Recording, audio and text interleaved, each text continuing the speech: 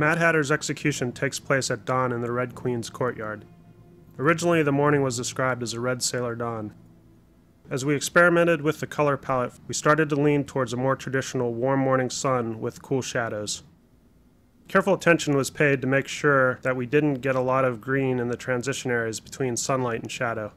We also needed to be mindful of the contrast of the images, because there needed to be a clear distinction between sun and shadow, but we also wanted to be able to see detail in both areas. Matte paintings were created 360 degrees around the courtyard, with an emphasis placed on the sky and the entry to the courtyard. Layers of haze, steam, and dust build up the atmosphere in the courtyard to help give shots a sense of depth. Courtiers were shot on separate locked-off plates and projected onto simple geometry. Tracking was done in 3D and at times in 2D. In some cases, individual people were split out of their plates so that they could be locked to the ground when the perspective changed drastically. All live-action characters would then be color-corrected to fit into the environment. Rotosplines would often be created to separate the key and shadow sides of the characters so that the proper color could be achieved for each.